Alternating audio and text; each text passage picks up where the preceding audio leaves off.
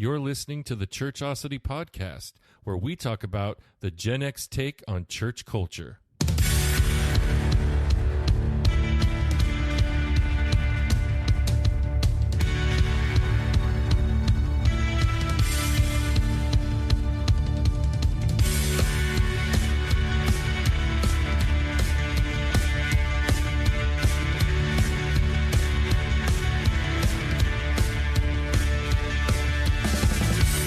What's going on, everybody?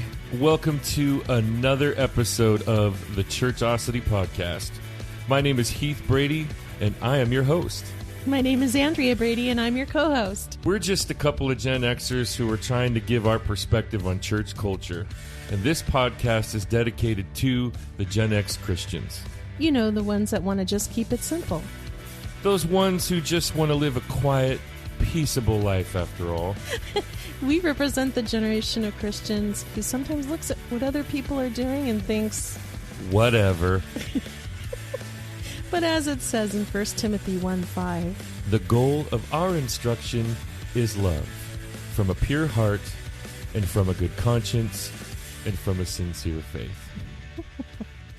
So what's going on, Andy? Oh, not much. Not much? No, not much. Yeah? Yeah.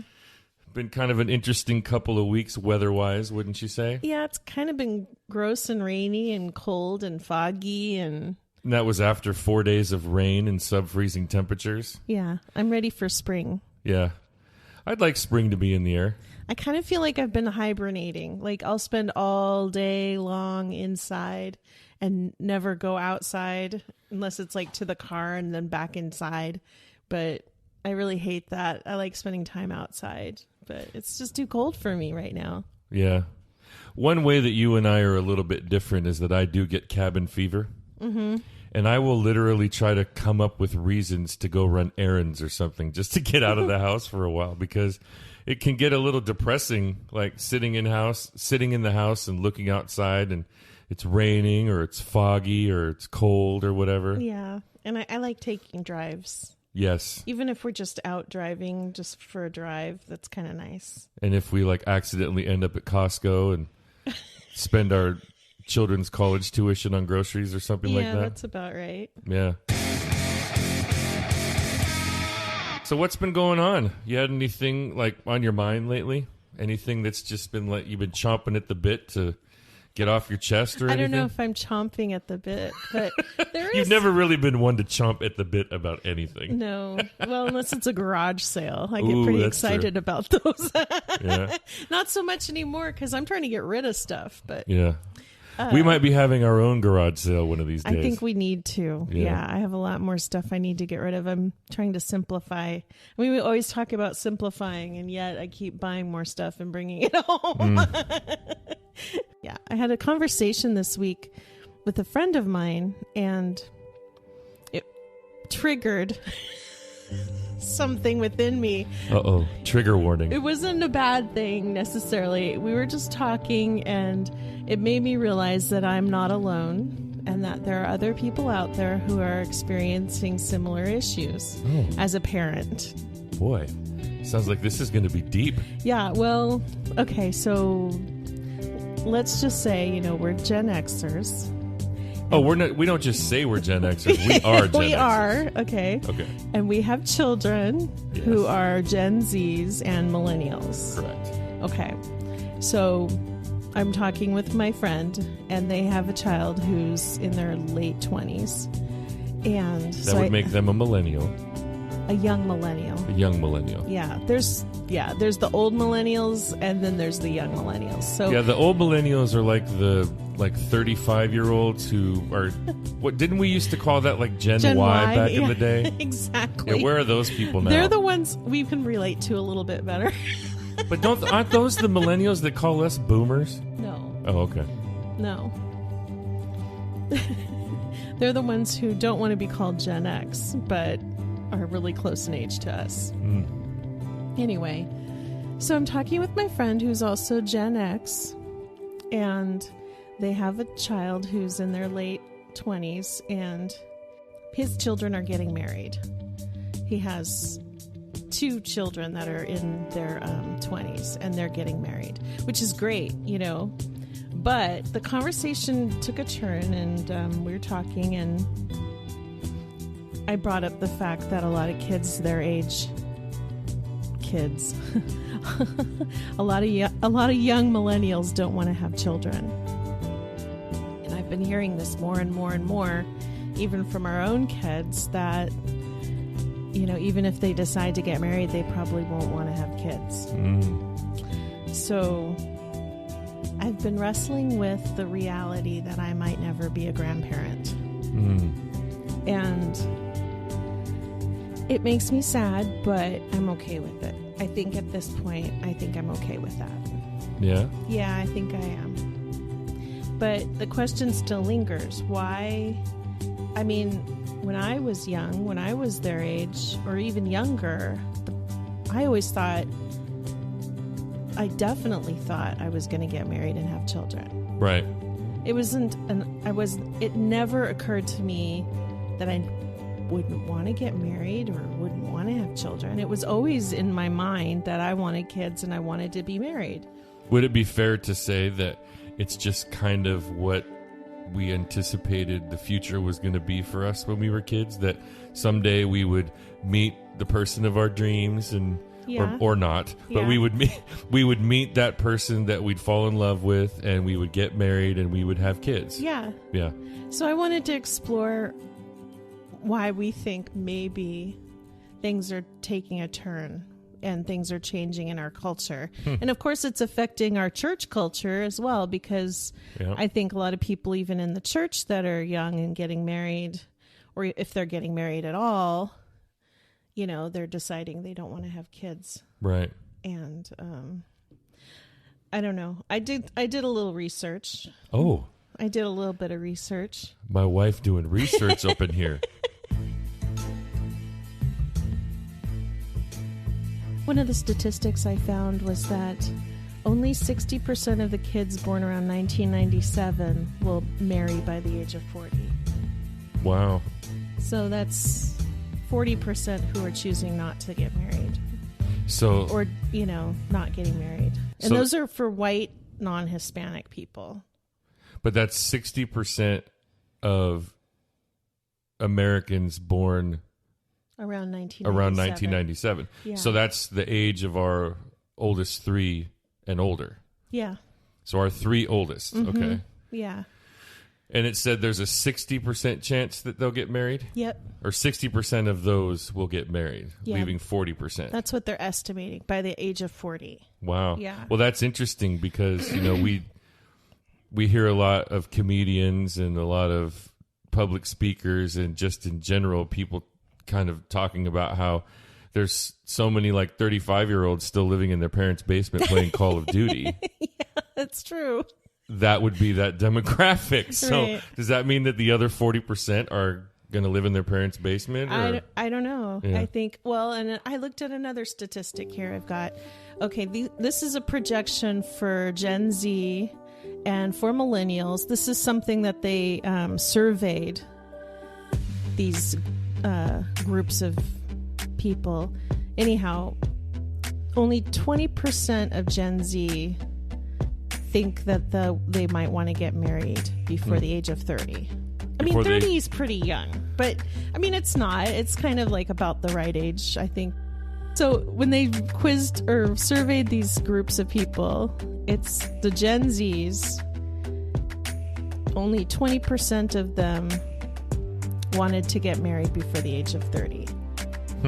And millennials, 28% were thinking that they might want to get married before the age of 30. The young millennials, then. Yeah, the young millennials. Interesting. Mm-hmm. And becoming a parent, only for Gen Z, only 12% want to have kids before the age of 30. They didn't ask, they asked, what do you want to accomplish in life before you're 30? What's important to you? I see. Yeah. So they kind of padded the interview with those young people by giving them 5 different options, and and one of the options was have kids. Yeah. Well, they gave them I don't know, 12 options, I think. Oh, wow. And they rated them 1 through 12. And so to Gen Z, their most important, the three most important things to them: finish their education, start a career, and become financially independent. And the same 3 were the top 3 for the millennials, just in a different order. They wanted to become financially independent, finish their education, start a career. Yeah. Interesting. Yeah, it's kind of interesting. That's some pretty deep stuff. Yeah. Well, you know, as a children's ministry director,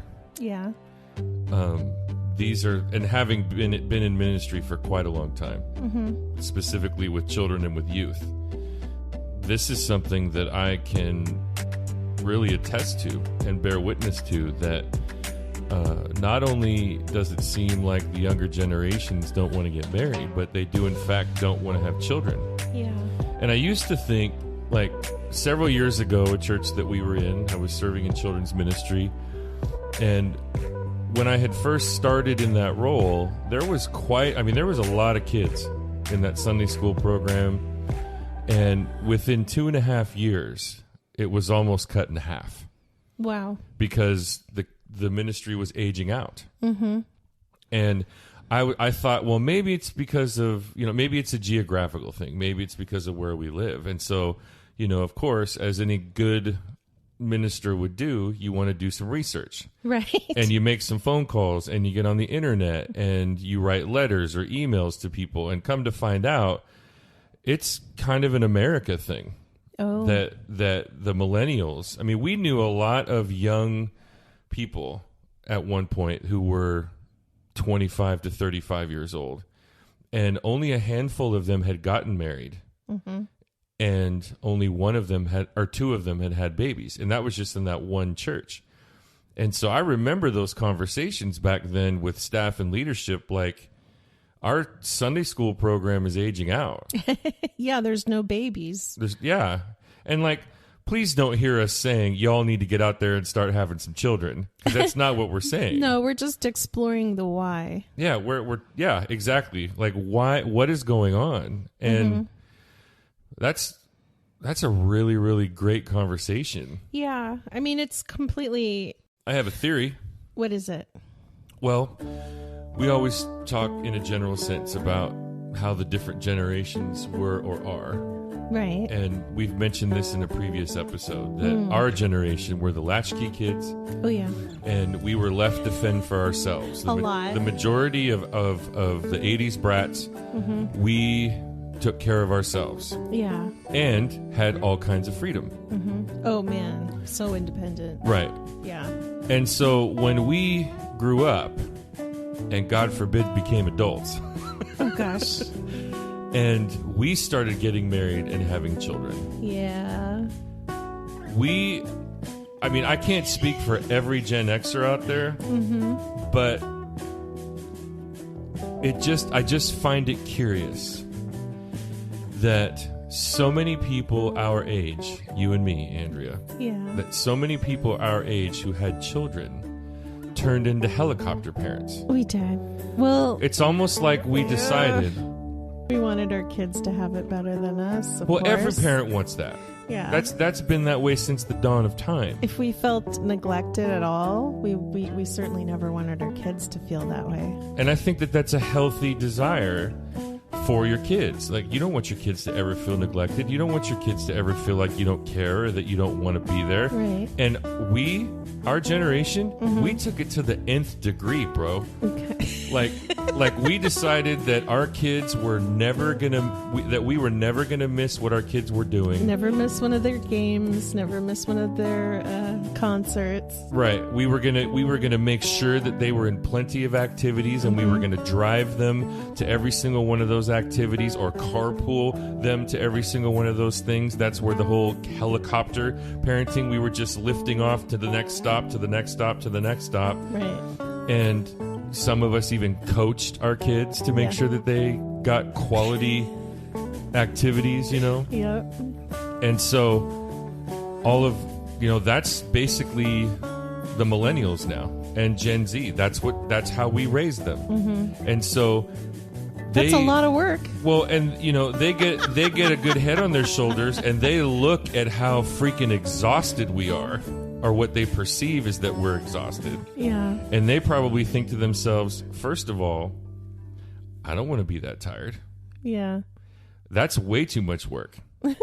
But second of all, think about what a millennial or a Gen Z young person right now might be thinking about how much of a priority they are. They're like the center of the universe.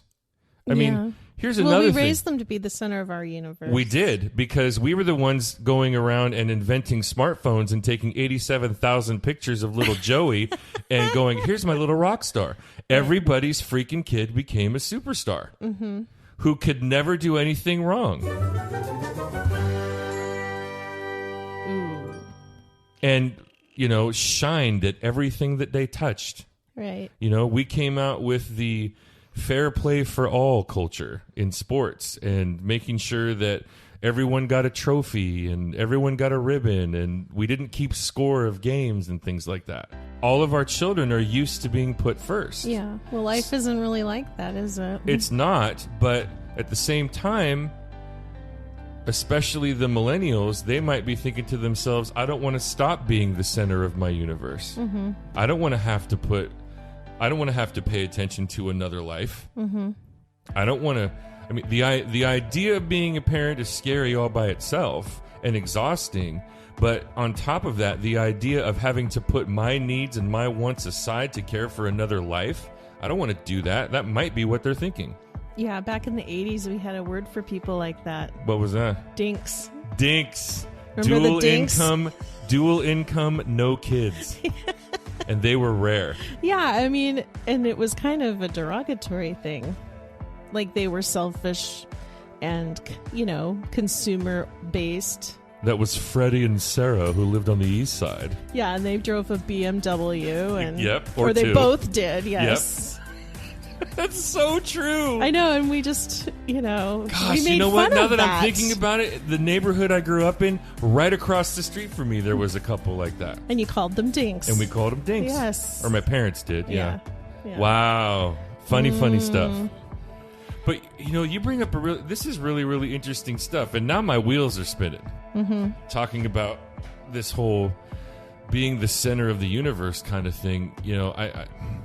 I think that everybody to a certain extent really struggles with that. It makes me think of like one of my favorite movie franchises. What? The Matrix. The Matrix. The Matrix. You've been living in a dream world, Neo. Yeah. Do I take the blue pill or do I take the red pill? How far down the rabbit hole do I really want to go? But no, I mean, if you've never seen the Matrix movies, and they just finally, after, 15 years, 10 years, something like that, just came out with a fourth one. Nice. I might need to watch it again. Okay. So the basic premise of at least the first movie that fed into the second and third was that here was a guy who really, really hated the idea that he couldn't be in total control of his life. Right.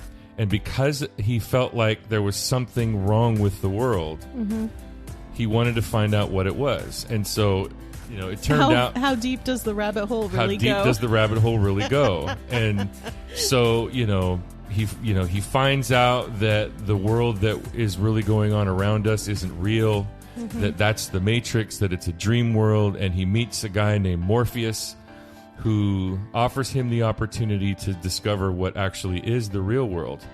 And so he takes the red pill. But what's interesting is that even once he enters the real world, through all of the first movie, all of the second movie, and most of the third movie, he still wrestles with fate. Yeah, I remember. And there's a character in that movie called the Oracle. And she says, that's okay. Because you know what? Even though I hate giving you bad news, everything's going to be okay. Because you're going to walk out that door and you're going to remember that you really don't like any of this fate crap. You want to make up your own mind and be in control of your life. And this conversation made me think about that. Like, it's almost like the millennials love the blue pill. and they're fine with it. You know, they're afraid of the red pill. They're afraid of maybe what the real world has to offer. But at the same time, isn't going to college, getting your education, getting your degree, establishing your career, isn't that something that we told them they needed to do? Yeah. So it's kind of like we're responsible for that too. It's true. Boy, we really failed, didn't we? Do you want me to read the list? I do. Okay. Yeah, now, I'm very curious. For who do you want me to read the list? Gen Z or the millennials? Do the millennials, and then we'll see if we should do the other one too. Okay. But it's not that much different. Okay. But okay. What are you reading? Like the top 10 or what? There's 12. 12. Okay. Okay. So the most important thing to the millennials, number 1, is to become financially independent. This is before the age of 30, what they want to accomplish. Okay. Number 2 is finish their education. Number 3 is start a career. Number 4, find out who they really are. Oh, are they going to go backpacking through Europe for a month and find themselves? Maybe. I don't know. You realize what would have happened if I would have said that to my parents? Oh my gosh. I'm going to take off and go find myself. My dad would have freaked out. Like, you're right here. He would have called me a hippie. You're right here in front of me. What, have you been smoking something? That's what my parents would have said. I'll show you who you really are. Okay, number 5, they want to follow their dreams. I like that one, though. I think that's a good one, and I think that right smack dab in the middle of that list is a good place for it. Following their dreams? Yeah. Okay. I do. And I think this was taken from a Christian perspective, this survey, because number 6 is they want to become more spiritually mature. Yeah, maybe. But, you know, everything is spiritual now. True. Like, my father used to say, I wasn't a religious man, but I was a spiritual man. Like, what does that even mean? Yeah. But everybody's, like, into, you know, navel gazing and crystals and some Jesus sprinkled in and Buddhism and all that. So maybe, right. Yeah. Well, we also, you know, we touched on this in a previous episode. We also know that only 10% of millennials that were raised in the church are actually still going. Yes. Okay. So I'll continue. Okay. Number 7 is get married. Wow. It's in the back half. Back half, yep. Number 8 is enjoy life before you have responsibilities of being an adult. Okay, so that's what I was alluding to. You know, and back in our day, when were you an adult? When you turned 18. Yeah. Yeah. Unless you hit that age of accountability, which was like 13, and then you were told you got to grow up. No, I was an adult at 18. Yeah. I mean, I was told I was an adult. I felt like I was an adult, even though I was still in school, but... You know, I'm still not an adult. I feel like only a few years after I graduated from high school, there was like a group of people who they really weren't grown up, and they really didn't want to grow up until they were like 30. Yeah. I can tell you that's because they were stuck in high school. Yep. Okay, so number 9, become a parent. Wow. Towards the end. And these are millennials. Yep. Okay. Number 10 Well, at least there's some hope. Number 10 is travel to other countries. Yeah. Number 11, care for the poor and needy. I'm not surprised that's towards the end. 12, try to become famous or influential. Wow. Yeah. Yeah, not too many of the millennials want to be the next Kim Kardashian. Yeah. Well, it's number 12 for the Gen Zs too, which is weird to me because I think that they would... You know, Gen Z is the TikTok generation. That's kind of surprising to me. I know. It is kind of weird. Interesting. It's really not that much different. They're a little bit different in order, but the Gen Zs. One thing that really stood out to me about the Gen Zs, getting married is further down the list a little bit, and finding out who you really are is way further down too. So. That wasn't as important. But traveling to other countries was more important to them. Yeah. What I see is interesting, though, on both of those lists is that at the top, you have everything that matters to them, like themselves, and is in the top. And things that have to do with others is at the bottom.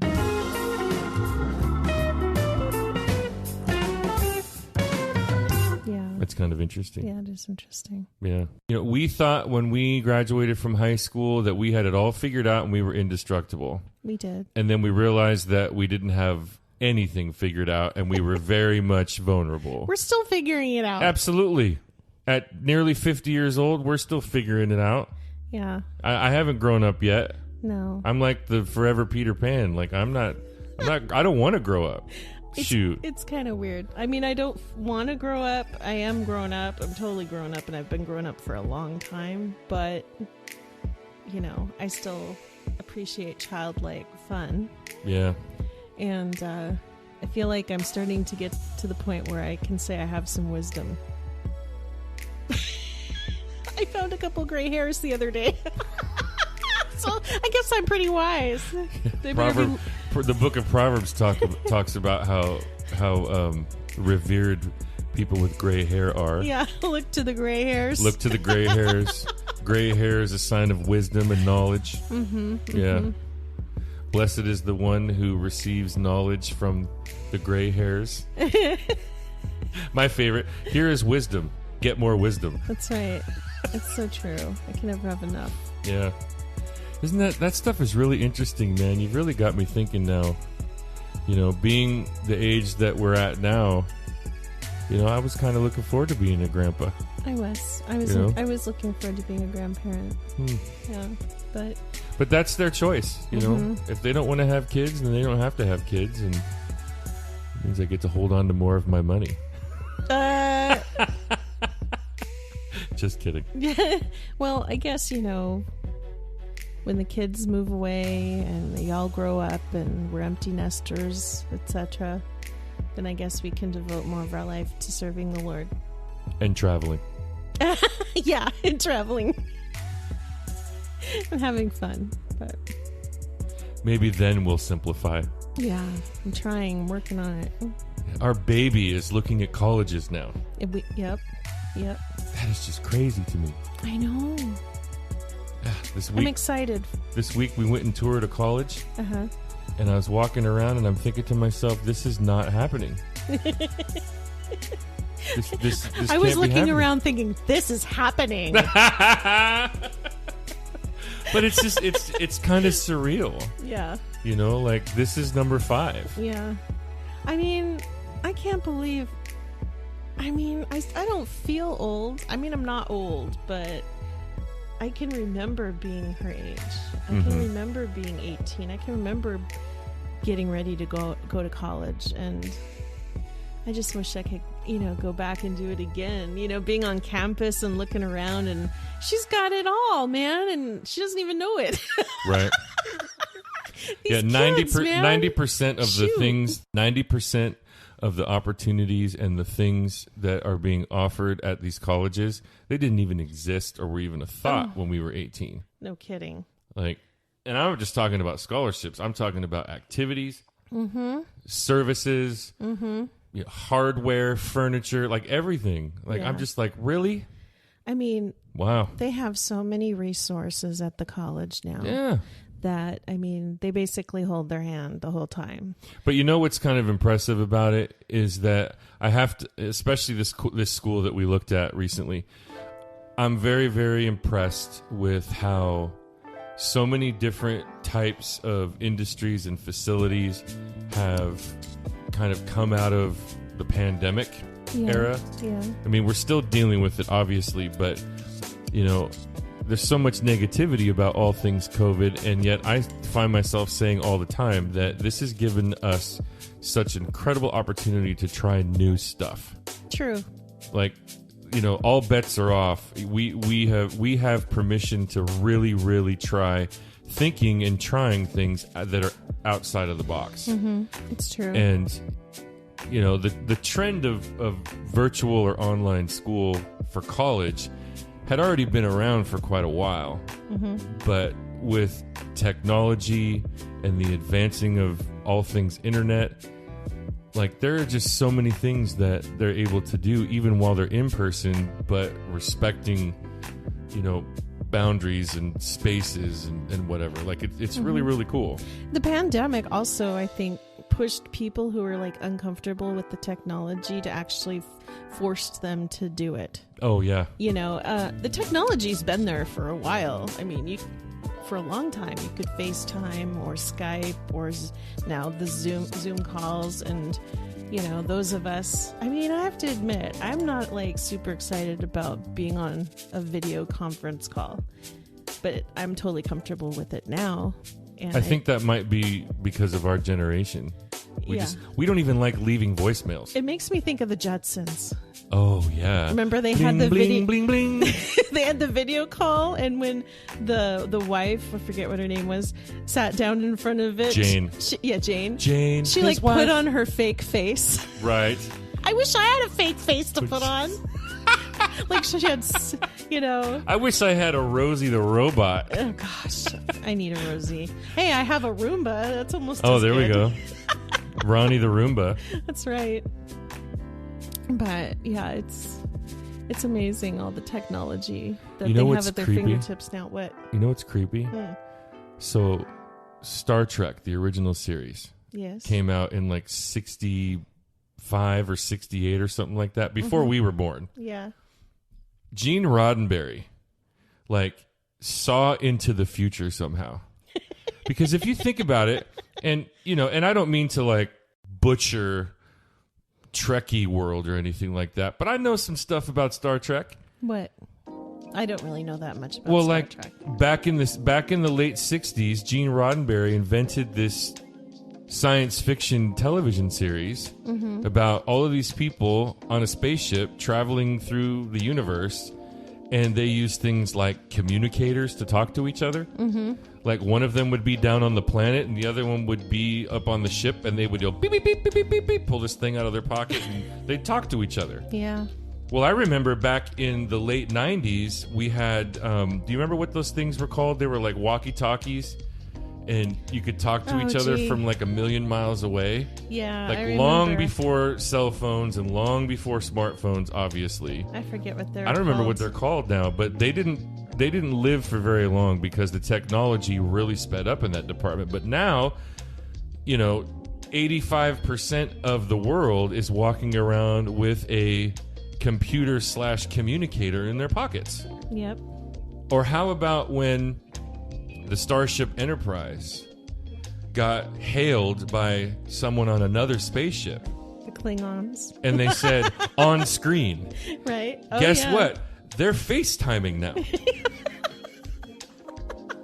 Like, this is back in the 60s. Gene Roddenberry was coming up with all of this technology. And, you know, 50, 60 years later, or 50 years later, excuse me, all of that's been pretty much invented. Yeah, that's interesting. I'm just waiting for the teleporter. Oh, the transporter. Yeah. You know, beam me up, Scotty. I want to... That would be scary. Well, I think that one thing that the pandemic has really done, and you mentioned it, is that it's forced so many people to get comfortable with the technology because otherwise you just can't function. Yeah, I mean, you really can't at least do an email, you know? That's true. So are you really going to be okay if you're not a grandma? Well,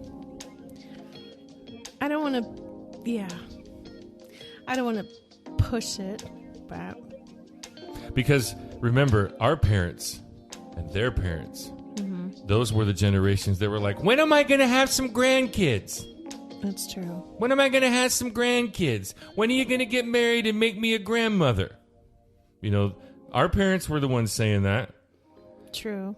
And I think that Gen Z parents are probably a lot more comfortable with not necessarily becoming grandparents because we have raised our children to be assertive, think for themselves, and, you know, make up their own minds about what they want to do. And that the results of that survey, that research that you did, they kind of speak to that. Yeah, that's true. I mean, they've made up their mind that they want to get their education, they want to get their degrees, they want to get settled in a career, become financially independent.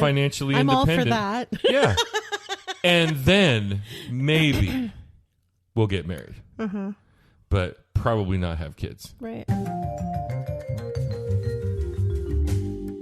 And I remember reading a statistic last year. So the numbers haven't been updated, and it's probably because it's tough to do with all things pandemic.